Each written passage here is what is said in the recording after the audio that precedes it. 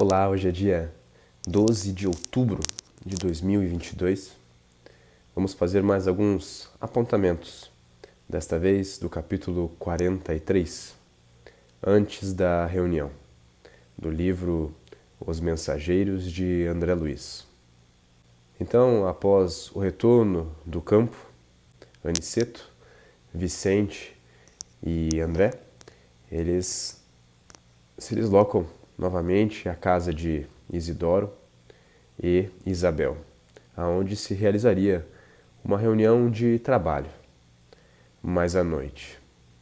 E esse capítulo trata basicamente dos preparativos para essa reunião de trabalho em si. A primeira lição que a gente tem é que o trabalho executado ele também obedece às leis de sintonia, no sentido de que se é um trabalho sério com pessoas com intenções positivas, com intenção de auxílio, de ajuda, também vai atrair trabalhadores desencarnados, espíritos com esse intuito. E haverá todo o apoio também para esse serviço. Entretanto, se você reúne pessoas no intuito de questões mais levianas, questões não tão positivas, você vai atrair da mesma forma espíritos com esse mesmo ensejo. E aí a produção não vai ser de tanta qualidade quanto se gostaria. A primeira coisa que Aniceto comenta é sobre isso. Ele fala o seguinte lá: onde se reúnam almas levianas, aí estará igualmente a leviandade. No caso de Isabel, porém, há que lhe auxiliar o esforço edificante. Em todos os setores evolutivos é natural que o trabalhador sincero e eficiente receba recursos sempre mais vastos. Onde se encontre a atividade do bem, permanecerá a colaboração espiritual de ordem superior.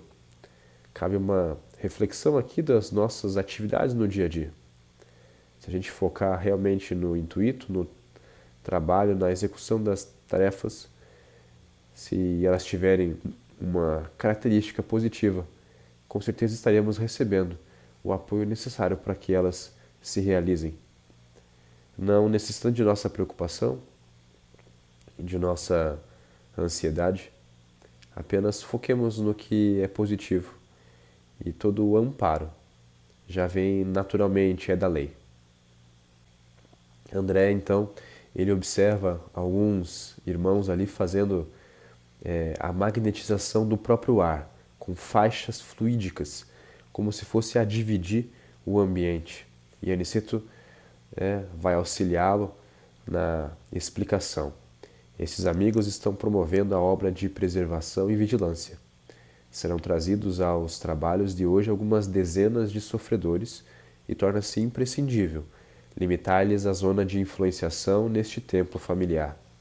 Para isso, nossos companheiros preparam as necessárias divisões magnéticas. Outros espíritos cuidavam inclusive da vigilância externa, estabelecendo ao redor da moradia um serviço também de vigilância e proteção. Então, após alguns minutos, além das 18 horas, começaram a chegar os espíritos necessitados, aqueles que seriam assistidos para aquela reunião específica. E realmente, a forma como ele descreve aqui, ele diz que uma reunião de coxos e estropiados. Então, ele fala o seguinte, que após a morte do corpo, é tão extenso e variado o sofrimento e as retificações individuais que não encontramos palavras para definir a imensa surpresa. Rostos esqueléticos, criaturas, entidades perturbadas, seguidas de orientadores fraternais, pareciam cadáveres erguidos do leito da morte. Alguns se locomoviam com grande dificuldade. Irmãos abatidos, amargurados, é a forma como Aniceto descreve eles. mas que já desejam de alguma forma a renovação, sem saber como iniciar a tarefa. Era esse quadro de trabalho que era reservado para aquela reunião na casa de Aniceto e Isabel. Para outros locais era reservado outro tipo de trabalho, como ele comenta aqui, que o santuário familiar de Isidoro e Isabel não está preparado para receber entidades deliberadamente perversas. Cada agrupamento tem os seus fins. Muitos ali, aqueles espíritos sofredores, ainda, como comenta aqui Aniceto, não concordam com as realidades da morte corporal. Eles estão prisioneiros da ideia de enfermidade.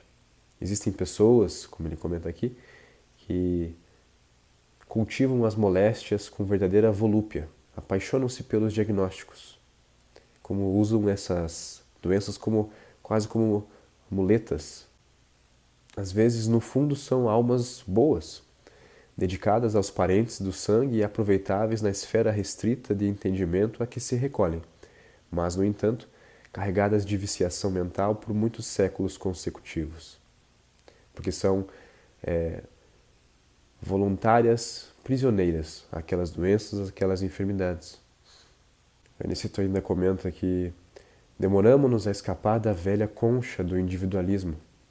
A visão da universalidade custa preço alto e nem sempre estamos dispostos a pagá-lo.